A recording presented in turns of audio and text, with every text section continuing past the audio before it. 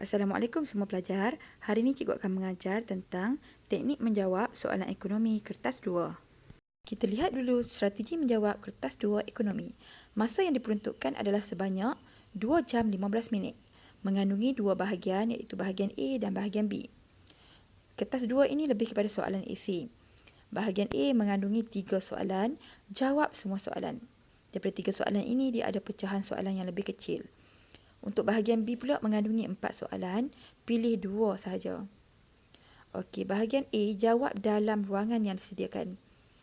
Bahagian B jawab dalam helaian jawapan ataupun exam pad yang lain yang dibekalkan oleh pengawas peperiksaan.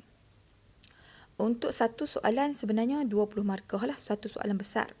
Maksudnya ditambah semua soalan kecil tu dia mengandungi 20 markah. Okey, jumlah markah adalah 100 markah. Jawapan mestilah berdasarkan kata tugas. Peruntukan masa dibuat berdasarkan markah. 1 markah 1 minit. Jawab dalam bentuk esei. Ini adalah sebuah sedikit panduan menjawab soalan ekonomi kertas 2. Gunakan 2 atau 3 minit untuk merangka jawapan. Jawab mengikut kehendak soalan ataupun kata tugas. Tulis jawapan dan fakta secara teratur. Dan saya nasihatkan anda menjawab dalam bentuk esei. Jangan buang masa dan jawab soalan yang kamu rasakan senang dahulu. Pelajar lazimnya perlu menjawab soalan kertas 2 berdasarkan kata tugas. Okey, kata tugas yang selalu lazimnya ada terdapat dalam bahagian A dan B adalah yang pertama, nyatakan. Nyatakan ni banyak terdapat dalam bahagian A. Okey, nyatakan bermaksud hanya menyenaraikan fakta ataupun membuat dalam bentuk esei tapi dalam bentuk fakta saja. Contoh soalan. Nyatakan ciri-ciri monopoli. Okey, monopoli kamu tak belajar lagi. Saya buat contoh yang lain iaitu nyatakan jenis-jenis sistem ekonomi yang diamalkan dalam pasaran. Okey, kamu buatlah bila dapat soalan tu kamu ulang balik buat dalam bentuk esei. Ayat dia, sistem-sistem ekonomi yang terdapat dalam pasaran ialah yang pertama sistem ekonomi perancangan pusat. Titik. Yang kedua ataupun sistem ekonomi yang kedua ialah sistem ekonomi kapitalis. Titik. Itu je cara dalam bentuk esei. Cuma yang saya nak tekan kat sini, kamu jawab tu, contoh kamu tahu ada 3 jenis sistem ekonomi. Tapi kalau soalan bagi 2 markah, jangan jawab 3-3 tu. Kamu jawab je lah 2. Okey, boleh faham? Okey, itu nyatakan. Tak payah nak buat huraian ciri dia ke, kelebihan dia ke, tak payah buat. Sebab itu nyatakan sahaja. Yang kedua adalah kata tugas, jelaskan. Jelaskan bermaksud kamu combine ataupun kamu combine dalam erti bahasa Melayu ni maksudnya kamu gabungkan fakta dan huraian menjadi satu ayat. Contoh, jelaskan sistem ekonomi yang terdapat dalam pasaran. Jadi kamu buat dalam bentuk esei. Sistem ekonomi yang terdapat dalam pasaran ialah yang pertama, sistem ekonomi perancangan pusat yang di mana maksudnya kamu buat satu ayat. Di mana sistem ekonomi perancangan pusat ni di mana sistem ini lebih kepada berpusatkan kerajaan sebagai penentu kehendak. Okey, titik. Maksudnya kamu combinekan ataupun gabungkan fakta bersama huraian menjadi satu ayat lengkap. Tak payah nak titik buat huraian kemudian. Tidak. Jelaskan, kamu kombinasikan dia. Okey. Dan dia pula berdasarkan markah. Selalunya kombinasi tu akan dapat 1 markah lah. Contohnya tadi, kamu bagi satu sistem ekonomi, kamu terus huraikan maksud dia. Dah dapat 1 markah. Okey. Kata tugas yang ketiga adalah terangkan. Okey, terangkan ni dia lebih kurang jelaskan. Cuma bezanya, terangkan ni kamu kena, maksudnya kamu kena asingkan antara fakta dengan huraian. Contoh, terangkan sistem ekonomi yang terdapat dalam pasaran. Sistem ekonomi yang terdapat dalam pasaran ialah sistem ekonomi perancangan pusat. Titik. Sebab bentuk esei kan. Okey. Sistem ekonomi perancangan pusat, kamu ulang balik lah. Bermaksud ataupun mempunyai kelebihan ataupun mempunyai ciri seperti kerajaan bertindak sebagai penentu kehendak. Titik. Nak hurai lagi satu. Segala sistem ekonomi ini memastikan setiap masyarakat mempunyai ataupun menikmati pendapatan yang sama rata. Okey, contohnya maksudnya macam itulah. Terangkan ni kamu kena bezakan ataupun kamu kena asingkan huraian dan fakta. Macam mana dapat markah? Satu faktor, satu markah. Huraian akan dapat lagi satu markah. Nampak tak? Sebab pengembangan isi itu menyebabkan kita dapat markah yang lebih banyak. Kata tugas yang seterusnya adalah huraikan. Huraikan dan juga bincangkan. Okey, huraikan ni dia sama macam terangkan, cuma dia satu lagi tambahan dia, kita kena ada contoh. Contoh macam tadi, dia tanya, huraikan, ni ayat yang ke depan, huraikan sistem ekonomi. Okey, sistem ekonomi yang pertama ialah sistem ekonomi perancangan pusat. Titik. Kamu dapat satu markah untuk faktor. Okey, kamu huraikan. Sistem ekonomi perancangan pusat bermaksud sistem ekonomi yang memberi ataupun di mana kerajaan memberikan pendapatan agihan, pendapatan dan juga barangan secara sama rata. Titik. Itu huraian. Contohnya, negara Cuba mengamalkan sistem ekonomi perancangan pusat dengan memberi catuan terhadap makanan berdasarkan per kepala isi rumah. Nampak tak? Kamu bagi contoh. Apa maksud contoh? Kecilkan skop. Daripada apa yang kamu faham dengan perancangan pusat, kamu kecilkan skop. Dia kan ada contoh. Kalau tak ada contoh, kamu tak akan dapat markah penuh. Macam mana pemarkahan dia? Satu faktor, satu markah. Satu huraian, satu markah. Satu contoh, satu markah. Jadi untuk satu set tu kamu dah dapat 3 markah. Okay, jadi kamu pandai-pandai lah bajet markahnya. Okey, yang seterusnya, bincangkan. Bincangkan ni dia payah sikit. Sebab apa? Bincangkan ni lebih kepada dia mesti kena ada faktor dan juga dia mesti kena cerita kesan positif dan negatif. Maksudnya, bila soalan bincangkan sistem ekonomi. Maksud dia, kamu nampak tak? Bincangkan sistem ekonomi perancangan pusat. Faktor dah ada kat situ, cuma apa yang membezakan dia dengan kata tugas yang lain adalah bincangnya kamu kena bagi penjelasan dua sisi.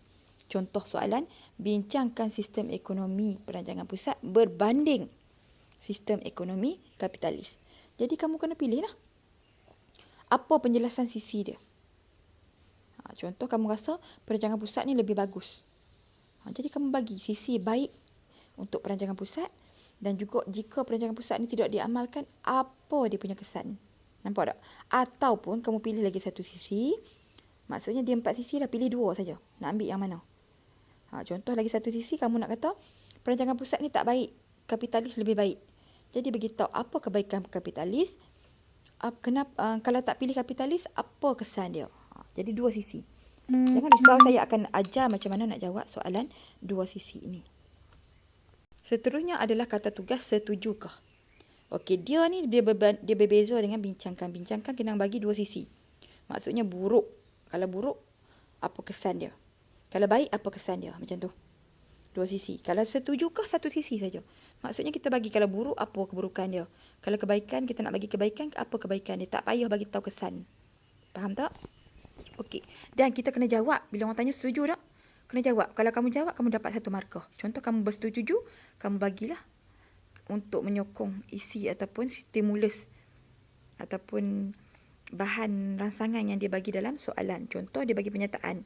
Jadi apa yang kita nak, kalau kita setuju, kita kena menyokong pernyataan tersebut. Jadi kita bagilah isi dia. Bagi tahu kita setuju atau tak setuju, dapat 1 markah. Dan huraian kita akan bagi 1 markah. 1 huraian, 1 markah. Okey, soalan yang seterusnya adalah bandingkan. Bandingkan ni dia tak sama macam bezakan lah. Bandingkan ni dia kena ada dua sisi. Iaitu perbezaan dan juga persamaan. Macam mana nak buat? Banyak mana nak buat perbezaan, banyak mana nak buat persamaan, tengok markah. Bagilah seimbang. Contoh 4 markah, bagilah 1 perbezaan ataupun 2 perbezaan, 1 persamaan. 2 perbezaan sebab apa saya kata dapat markah banyak? Sebab bila perbezaan, contoh beza kapitalis dengan perancangan pusat. Maksudnya satu aspek yang kamu nak bezakan tu dah dapat 2 markah. Contoh perbezaan kamu buat dari segi penentu kehendak. Contoh penentu kehendak untuk kapitalis adalah mekanisme harga. Contoh, kamu dapat 1 markah. Penentu kehendak untuk perancangan pusat, kerajaan, dapat 1 markah. Sebab tu dapat 2 markah dekat perbezaan. Persamaan dapat 1 markah. Jangan tak bagi persamaan langsung lah. Sekurang-kurangnya bagi juga 1 persamaan. Kalau kamu nak buat banyak perbezaan pun. Okey, faham lah? Seterusnya adalah soalan bezakan. Bezakan sebenarnya kamu boleh buat ayat lah manakala. Contoh, Perbezaan antara sistem kapitalis dan perancangan pusat adalah, yang pertama, kamu buat aspek. Kamu nak bezakan dari segi apa? Dari segi penentu kehendak. Contoh kamu kata kapitalis ni penentu kehendak adalah masyarakat ataupun orang awam ataupun individu. Kamu buatlah ayat dia, manakala perancangan pusat penentu kehendak dia siapa. Maksudnya aspek tu kena sama. Okey, yang seterusnya adalah hitungkan. Hitungkan ni untuk soalan yang pengiraan lah. Kamu kena buat formula kalau kamu ingat. Dan kena ada langkah kerja. Tak boleh nak buat jawapan sahaja. Dalam kelas, seterusnya kita tengok contoh soalan. Pernyataan di bawah berkaitan dengan sistem ekonomi. Okey, ini soalan berbentuk sistem ekonomi. Okey, kamu tengok di sini. Sistem ekonomi ni dia kata negara Kuba adalah negara yang mengamalkan sistem ekonomi jenis ini. Kamu boleh nampak kan apa sistem ekonomi dia? Pekerja di negara ini kurang motivasi dan insentif untuk bekerja kuat serta mempunyai banyak kelemahan. Soalan dia, ni dah ada stimulus. Stimulus tu maksudnya dia ada bahan rangsangan, dia ada aplikasi. Jadi bila ada aplikasi, kita kena kaitkan dengan pernyataan yang dia bagi. Okey, soalan dia, bersetujukah anda dengan pernyataan di atas? 6 markah. Kalau soalan bersetuju, satu sisi. Jadi bila satu sisi, 6 markah, kamu kena jawab dulu. Setuju ke tak setuju? Dia akan dapat 1 markah. Lagi 5, kamu bagi tahulah. Maksudnya dia dalam stimulus ini lebih kepada kelemahan perancangan pusat. Jadi kalau kita kata setuju, kita kena bagi tahu 5 kelemahan perancangan pusat. Kalau kita tak setuju, kita jawab tidak setuju, dapat 1 markah. Lagi 5, kita kena bagi kebaikan perancangan pusat. Sebab kita tidak bersetuju dengan kenyataan tersebut. Baiklah, ini adalah rangka jawapan. Kena bagi tahu satu sisi sebab di soalan kata tugasnya bersetujukah. Jawab dulu pernyataan setuju atau tidak setuju, 1 markah. Kalau setuju, bagi kelemahan sebab kita nak menyokong dia punya pernyataan ataupun stimulus.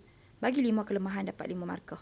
Kalau tidak setuju dengan stimulus tersebut, kena bagi tahu kelebihan perancangan pusat. Maksudnya kamu boleh pilihlah mana-mana satu sisi. Jangan bagi tahu dua-dua. Dia jawab dalam bentuk AC. Ini adalah contoh jawapan. Contoh, saya bersetuju dengan pernyataan di atas. Hal ini kerana negara Kuba merupakan negara yang menjalankan sistem ekonomi perancangan pusat. Sebutlah sikit. Okey, dan saya bagi tahu 5 kelemahan di situ. Yang saya merahkan tu dapat 1 markah, 1 markah lah. Jadi 6 markah cukup. Tapi buatlah sikit kesimpulan. Oleh itu, sistem ini memberi kesan kurangnya motivasi pekerja untuk bekerja kuat. Untuk hari ini, saya nak kamu siapkan latihan modul ekonomi tingkatan 4. Muka surat 7 hingga 11 iaitu untuk bab 1. Dan muka surat 72 hingga 80 untuk bab 2. Kamu boleh jawab dalam ruangan yang disediakan. Tidak perlu jawab dalam buku latihan. Okey, saya nak kamu siapkan dan nanti naik sekolah kita akan bincang. Jika ada soalan, kamu boleh tanya saya secara personal ataupun dalam grup. Itu saja untuk hari ini. Sekian, terima kasih.